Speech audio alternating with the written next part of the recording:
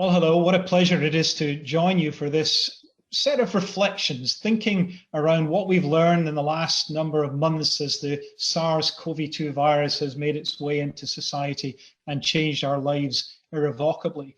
And with apologies to Charles Dickens, my mind turned to the best of times, the worst of times, an age of wisdom, an age of foolishness, an epoch of belief, the epoch of incredulity. And I think as you read through this, you can imagine all of the different elements in this COVID journey that we've traveled together, to which I refer. And I guess most of us now think back to the time around January 2020 when everything changed. This is the first report that the BBC put online about a mysterious illness in Wuhan, China. The idea might be that it was a coronavirus that was causing that problem. We'd barely finished celebrating Hogmanay here in Scotland, and of course that takes a fair bit of recovery time before we were facing this. Well, what was it? Barely a few weeks later, we knew that it was a medical and societal tragedy. Everything changed. This is a quotation from a physician in Bergamo, and certainly from the European perspective, it was in Italy that we first really understood the magnitude and the challenge of what faced us. We converted aeroplanes into hospitals, exhibition centres, this is the Scottish Exhibition Centre, into hospitals, and our hospitals became unrecognisable. But not everything changed. You see, if we go back to Osler, that great informant of modern day medicine, you will draw from your errors the very lessons which may enable you to avoid the repetition. And I have to say that whilst it has been the worst of times in so many ways, it's also been the best of times. So many things learned, so many new attributes brought into modern medicine. And what I wanted to do was to reflect with you on what this dreadful virus has done in terms of provoking dramatic change in the way in which medicine is done, rheumatology is done. And I'm going to reflect first of all on pathogenetic lessons and draw parallels with rheumatology. And then I'm going to throw the net a little wider and think with you about some of the key lessons that we have learned and the key changes that I think we'll see in rheumatology in the coming months and years. Well, of course, you know that the SARS-CoV-2 genome is related to the bat beta coronavirus. Its precise entry into the human space is not entirely clear, but we do know that at some point there has been an animal to human transfer. This coronavirus is so named because of the corona-like appearance. Its genome particularly well characterized and now sequenced thousands of times a day around the world. But the protein that really matters is this spike glycoprotein, here shown very beautifully in this electron micrograph given to me by David Bella, who is the deputy head of our MRC Centre for Virus Research in the university here in Glasgow, and who is, amongst others, leading the UK's response to the coronavirus pandemic. But you see this crown-like appearance. So this is the virus that has caused the problem. What problem did it cause? Well, again, we now understand very well a complex clinical syndrome. I shall show you data gathered here from the ISARIC consortium, a pre-existent consortium which repurposed itself to try and understand exactly what coronavirus was doing in the population, with population level data gathering and also biobanking, extensive biobanking, a shared effort up and down the United Kingdom. You'll see the UK is separated from Europe in this particular graph out of deference to the Brexit agreement, which is not something I'm particularly happy about, but there we go. And this is what the ISARIC cohort found. It found clusters of symptoms. And you'll see, well, of course, there was a large cluster consisting of cough, respiratory illness, no surprise there. But for us as rheumatologists, really important that there was a cluster in which joint pain, myalgia, fatigue dominated, and perhaps for those of us seeing the connective tissue space, odd rashes, seizures, confusions, skin ulcers, bleeding disorders. And so already the symptom cluster is a heads up that this was likely to be a systemic disease, which we as rheumatologists were likely to have a strong sense of clinical understanding and affinity for. And so it has proven. And so the systemic manifestations of COVID-19 are very well known to us. This cartoon gathers their key features across the different tissues of interest. This could almost be the kind of picture that we routinely put in our textbooks when we teach our medical students about connective tissue disease. But of course, the outcomes of the COVID-19 disease state are pretty devastating. These data from the United Kingdom, but they map pretty well around the world. Around a quarter of patients died, and the ward care and critical care numbers look broadly similar here. I think that's just a little bit misleading because we've been very selective in who in the UK went into the ICU. A devastating disorder for those, the small proportion, but nevertheless rather significant when the whole population's at risk, who develop severe underlying disease. We also, from this and many other studies, have understood that there were comorbidities, which I have to say as a rheumatologist look terribly familiar. Poor outcome to COVID, diabetes, high blood pressure, underlying cerebrovascular disease, coronary heart disease, and obesity. These are all risk factors that we live with in our daily practice in rheumatology. So not only are they clinically relevant in terms of adjudicating how COVID patients will do, but perhaps there are lessons here about interactivity when a viral-induced immune response has an interface with a host that has these risk factors. And particularly relevant, I think, as we move to a peri and then post-COVID life, we should remember that the psychological impact of the COVID pandemic has been extraordinary on a background of high levels of depression already prevalent in people with psoriasis, psoriatic arthritis, ankylosing spondylitis, rheumatoid, lupus, and so the list goes on. And special vigilance, I think, going forward for the psychological imposition that COVID has placed already and will yet place on the rheumatology population. I mentioned that a small proportion of the population do very badly. And this is because we are immunologically heterogeneous, just as we are gloriously mixed up in our lives. The great diversity of humanity, one of our most affecting and lovable traits as a species. But when you are exposed to, if you like, the Russian roulette of viral infection, then gaps appear in the armamentarium. And we now understand that that proportion of patients who do badly have an underlying genetic risk, particularly in and around the type 1 interferon pathways.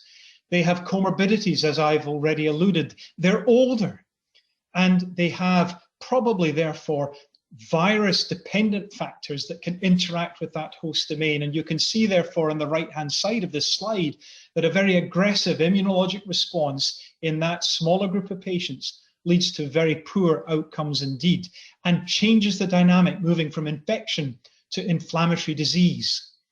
And this is time-dependent. Here is a notional cartoon moving from left to right through the early infectious stages, through what was known as a pulmonary dominant phase, to eventually something which I think is best termed hyperinflammatory, although you will hear people talk of this as a COVID cytokine storm. I'm going to come to that because it's a very interesting concept in terms of how we as rheumatologists think in terms of, well, what is the underlying pathogenesis of COVID? So here in one slide, I put together what we think are the unifying features of the coronavirus pathogenesis.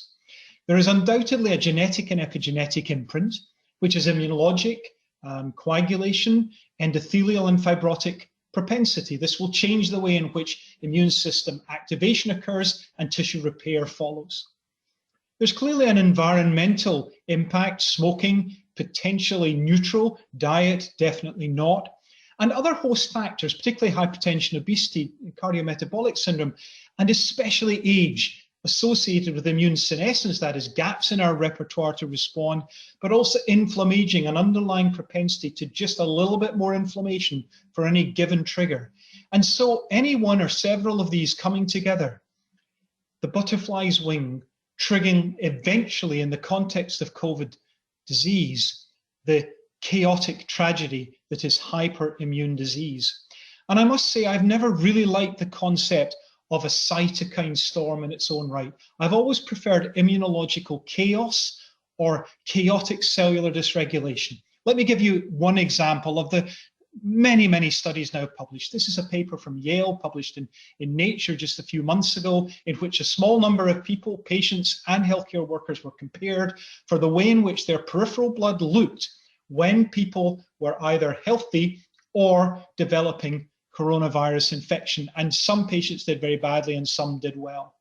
And this is what they found. This is a truly terrifying slide until I tell you that it's actually rather simple. They measured the increase or decrease in a whole range of cytokines shown here on the right-hand side of this heat map. They then asked the computer to randomly cluster those cytokines in people who did well as opposed to those who did not do well. And cluster 3 was associated with people who generally didn't do well at all. And you'll see that the cytokines tended not to go as a single cytokine. It wasn't just IL-6 or just IL-1. It was large families of cytokines which, when they were taken together, were actually rather predictive for mortality. So what we actually are dealing with is not unfamiliar to the rheumatological eye. We deal routinely with diseases in which there are numerous different immunological attributes switched on simultaneously.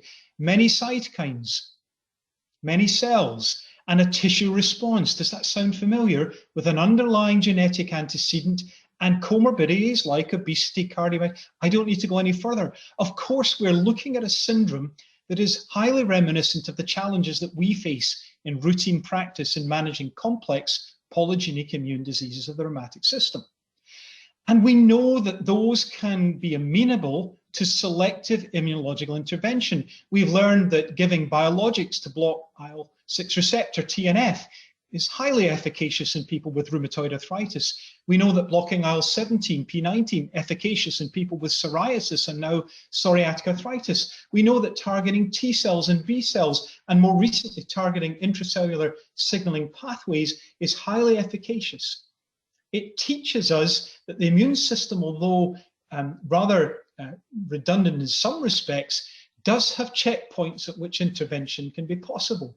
But we don't achieve, maybe with the exception of psoriasis, we don't achieve high hurdle responses with single interventions. By and large, we need to use combinations. And yet we went into the COVID crisis believing that a single intervention could change everything.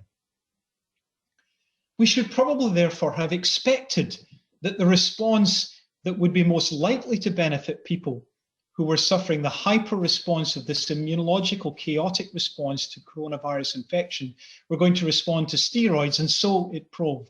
There was a reduction in mortality and in invasive mechanical ventilation patients, particularly in those recipients of dexamethasone as compared with usual care. This is a very, very large trial being conducted on an ongoing basis in the United Kingdom, a platform study, almost all of us contributing patients into this using our National Health Service.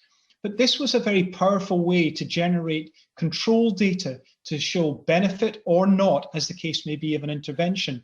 Remember that this study followed a whole series of trials in which hydroxychloroquine had been eventually shown not to be effective, but not before the drug was unavailable to many of our connective tissue disease patients because it was being used supposedly to prevent or reduce the severity of coronavirus infection.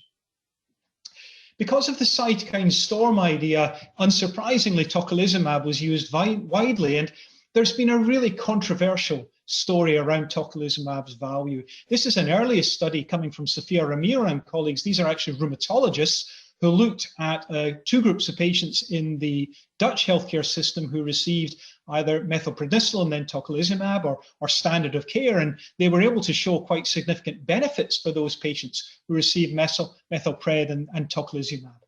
However, as you're also probably aware, randomized controlled trials using tocilizumab variously showed benefit, no benefit, marginal benefit, and then the recovery study, reverting back to the BBC, which is where one reads all of one's medical outcomes these days, the idea was demonstrated in a very large number of patients that probably tocilizumab does indeed diminish poor outcomes. Added value in the use of tocilizumab, added value in the treatment of COVID, but almost certainly patient selection really matters. And then a paper finally published in New England Journal just a few days ago demonstrating that baricitinib and remdesivir will offer benefits over placebo and remdesivir. I've shown you this rather nice depiction. It comes from the New England Journal paper itself, but I thought it was a nice, easy way of just reminding ourselves of the key findings, that there was a a reduction in median time to recovery of 1 day, and a time to recovery which was, I think, quite a bit more impressive when one looked at patients who were receiving high flow oxygen, non-invasive ventilation. And there wasn't, at least obviously, an SAE trade-off. And so we see baricitinib, a broader spectrum cytokine inhibitor, consistent much more with the rheumatological interpretation of complex immune dysfunction, moving away from a single cytokine to a complex cytokine inhibition pathway. This kind of makes biological sense to me. And of course, molecular immunology coming to the rescue, not only with these extraordinary biologic and targeted synthetic DMARDs, but also with vaccination. Here, an original description from around 1800, the idea that Dr. Jenner had that we might inoculate. And so I could show you one of several vaccine studies now published.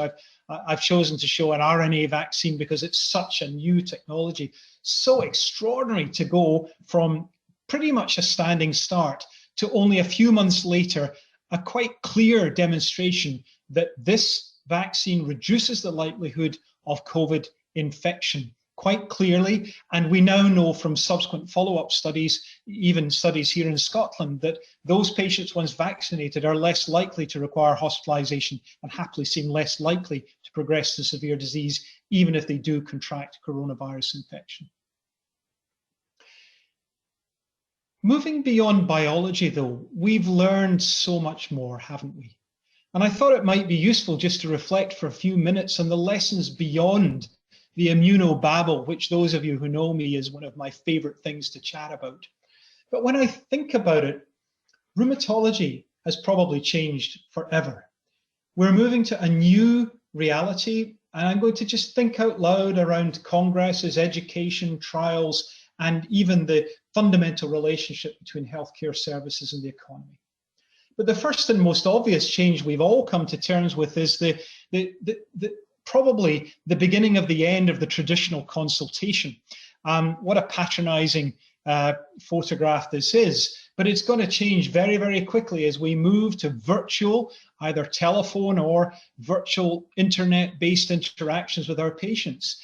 Many things that we as clinicians will need to learn, many things that our patients will need to learn. We're going to have to find out how to evaluate joints. How do we empower patients when we aren't sitting in the room with them?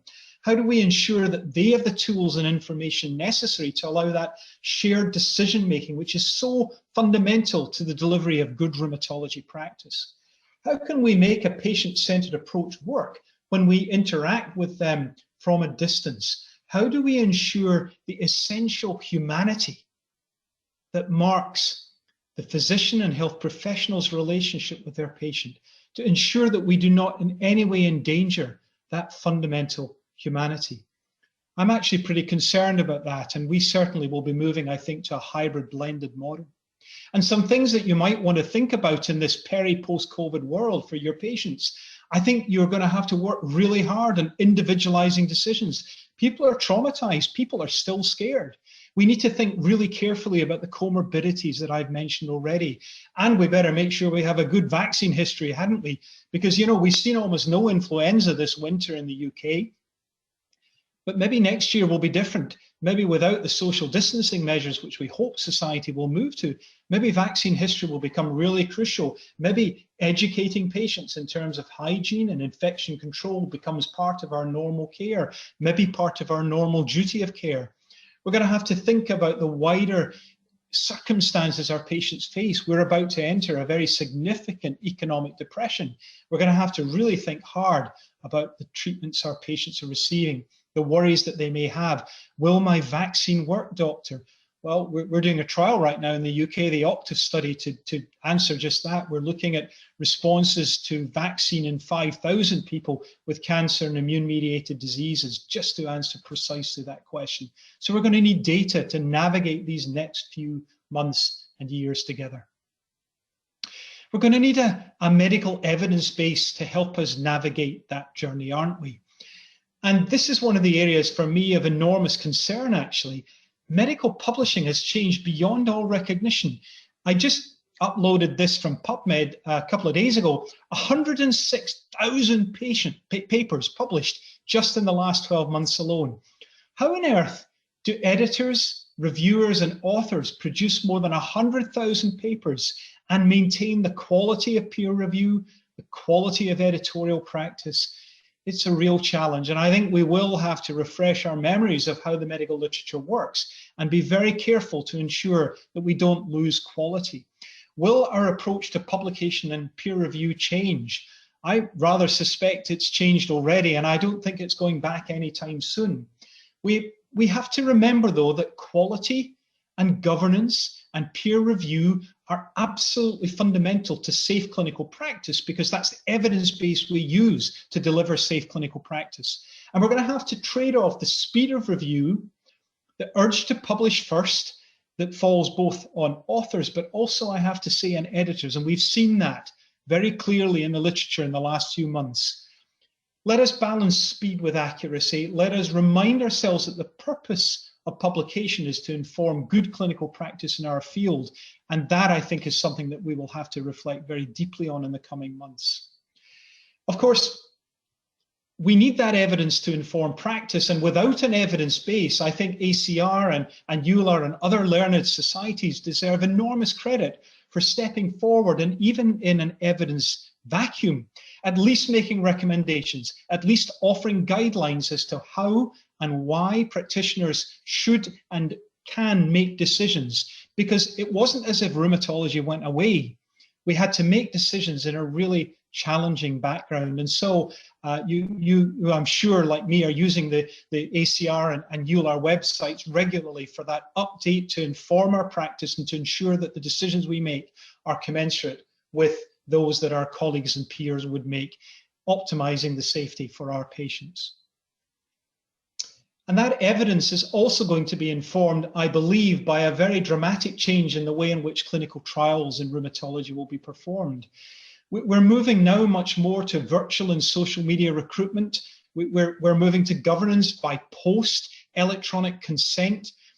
We're changing the use of patient-reported outcomes, and the connectivity now between government, industry, charity, and other collaborative funders is beyond recognition from what it was just 12 months ago. Consider the way in which this hydroxychloroquine study was performed, in which patients were found actually in a virtual environment to determine exactly what efficacy was potentially achievable. And even the development of drugs themselves is going to change beyond all recognition. Remember that artificial intelligence was amongst the first approaches to determine that baricitinib may not only have immune modulatory potential, we knew that because it's an inhibitor of JAK1 and JAK2, but also through structure homology and AI algorithms that it might be an antiviral. And that provoked a rapid assimilation of baricitinib data, first of all, and then clinical trialing. And this is going to be rolled out time and time again. In silico discovery will dominate drug discovery. Modeling will make the best choices. And then eventually we as clinicians will trial them in the real world. Congresses, oh, what can I say? How we wish we were going to Paris this year, how we wished we'd been in Washington, DC last year. EULAR, ACR, and many other meetings now in the virtual space. Is this good or bad? Well, on the one hand, it's great for the green agenda. It's very good for equality and diversity.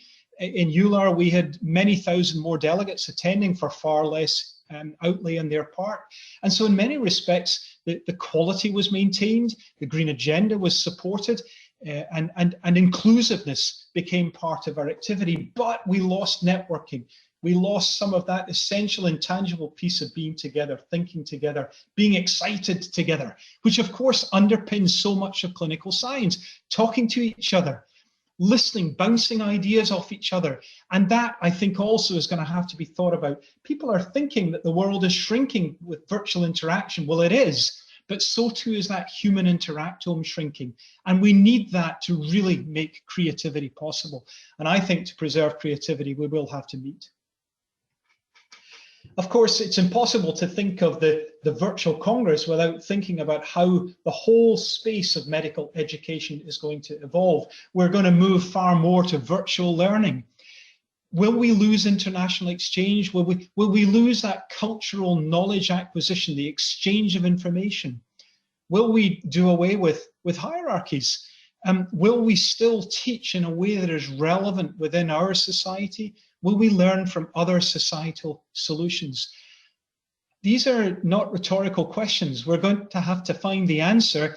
We are undoubtedly moving to a blended learning, a blended medical education, a blended CME environment. But let's be very careful that we don't lose the fundaments that are the interpersonal relationships which make education the same. And so the worst of times and the best of times, I think most people recognize that medical education in our university systems worldwide will never be the same again.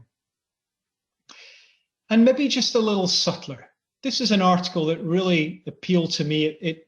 It's one of my own personal thoughts, which is the inequality in access to healthcare, inequality in delivery of healthcare, unequal outcomes. We know that the BAME community have been very significantly adversely impacted by COVID-19, but that's not actually a new idea. Here's a paper from Hilary Capel, my colleagues in Glasgow, more than 2 decades ago, pointing out that social deprivation and poor background environment is absolutely associated with poorer outcomes in rheumatology. And so I hope going forward, there will be a far keener recognition that social deprivation and BAME communities deserve every bit the same recognition as other populations.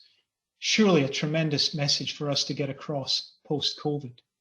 We've learned about partnerships, haven't we? Here, a partnership in the UK between Versus Arthritis, one of our funding charities. And of course, they've provided information, but they also provide a conduit to us and our patients. Partnership across borders, the amazing interaction that was the Global Rheumatology Alliance, a social media phenomenon. We joined that and we were happy so to do in EULAR with the COVID database and now the COVAX database. Delighted to say that the EULAR COVAX database is now opening up well beyond the EULAR family of countries. We are collaborating, we are inclusive, we are open for communal business to solve the problems that our patients face. And that is going to be the next massive challenge. The economy has taken a really substantial hit during the coronavirus pandemic. And to some extent, politicians have had to mitigate that risk and worry about the future health of the economy against the imperative to offer immediate healthcare needs and treatments. But that cannot go on indefinitely. Vaccination will help, but there has to be a reckoning, there has to be an understanding that societal need in the economy, if not addressed, will lead to healthcare burden well beyond coronavirus as cancers, heart disease, diabetes are increased in their prevalence and impact as the economy continues to take what is likely to be slow recovery. And for that, we also need to talk collaboratively. We need to work together around the world. ACR, EULAR, APLAR, AFLAR, all of these societies coming together to collaborate and ensure that the voice and needs of people with rheumatic and musculoskeletal diseases is never lost. That voice needs to be heard even louder now in the months and years to come than at any time in the past, and we can speak best in harmony across the world. So let me summarize what I've learned in this best and worst of times. I've learned that integrated discovery will deliver extraordinary clinical translation. Look where we've got to in terms of treatment and especially vaccination. We've learned that partnerships and collaboration should be the new norm, be they thematic, be they transnational, be they virtually driven. And virtual medicine is now. It's no longer an option. The virtual revolution is here and now, and we should embrace it. These, ladies and gentlemen, are the Scottish water kelpies, the river ghosts. Of course, they're mythical, but they listen carefully. Some of you may be the kelpie on the right, laughing hysterically. McInnes has lost it.